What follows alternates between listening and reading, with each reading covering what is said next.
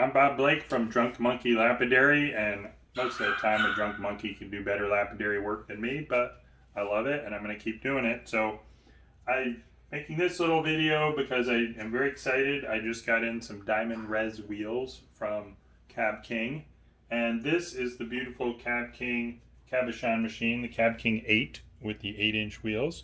And my lovely wife got this for me about 2 years ago so that I could do the type of cabochon and lapidary work that I like to do.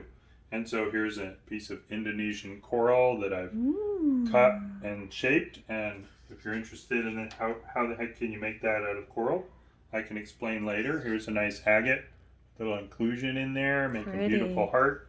I promised my wife I would make her about 100 hearts, and we've long since surpassed that, but she deserves every one of them. And here's some pink rhodonite that, again, with the oxidation in there, it gets some really nice features. And what these guys are missing is a beautiful shine. The other thing that I really like doing is making rock guitar picks. Those are pretty awesome. This one's pretty. It's a piece of agate that I think is heat treated because it's a little chippy, and it's hard to trim this down without chipping pieces off the edge. But these guys are sort of ready for a good polish. And the CabKing 8, I had this vision that I would have 6 polishing wheels in a row from low grit to high grit, so that we do coarse polish and then all the way to a fine polish, but with the dimensions of the hardware. I think I have to have 2 grinding wheels and 4 polishing wheels. So I just finished, as much as it might not look like it, I just cleaned this area and set it up for some work. And so the order that we put the wheels in, this is one of my brand new, well actually this was one I got for my birthday, the 280 grit Diamond Rez wheel. And this works so quickly and efficiently. It's sort of a commercial scale kind of piece of equipment that I decided I needed to order some more wheels so I could do finer polishing. And then one of the things that CabKing sent me is this textured 360 grit wheel, which is also very aggressive and very quick for grinding.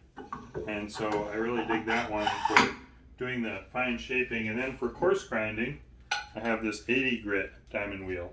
And these are all lovely CabKing accessories that work beautifully with CabKing. We've got the right spacers in there, so now I can assemble this little guy. And so in the course of my lapidary work here, I will do the coarse grind with the 80 grit wheel. Then we'll go to the 320 textured wheel to do the fine grinding to get something like I just showed you in the beginning. And then we'll start the polishing process. So the 280 grit is a coarse grit for the polishing.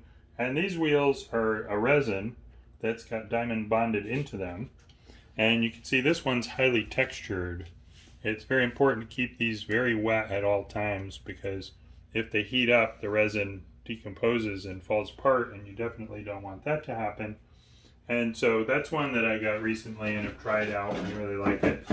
This also was a birthday present, the 600 grit Diamond Rez wheel. And so this side of the arbor is going to be my main polishing center.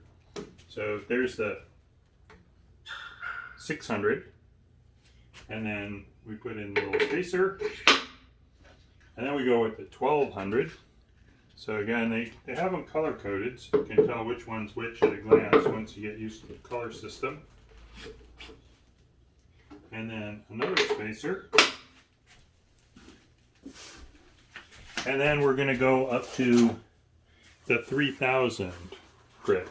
And if you're familiar with the way they rate grits and sandpapers and those things, the higher the number, the finer the polish. So the coarse ones are very large pieces of diamond, and then the fine ones are going to polish much finer and leave a glassier finish. And this is as far as I went with my original equipment with CabKing. I had up to a 3000 grit polishing wheel on there, and that's where we're going to go for our initial work with these hearts and picks. Tighten this guy up, and then we're going to assemble the rest of the hardware. But we splurged a little and we got the 14,000 and the 8,000. Oh. So we'll be able to go 2 more wheels. I'll replace these guys in the end with the even higher rating grits, and then we'll be able to get an even glassier finish. And CabKing goes up to a 50,000 on these wheels. So we'd like to see at some point what glassy finish that is. And so now our new, more commercial, because these Diamond Rez wheels are more aggressive, so they work quicker, and they're more durable, so they should last longer. So a little more expensive, but I'm excited to see how much work I can get done, how quickly, with the more commercial application level equipment. All right. Nice job, baby.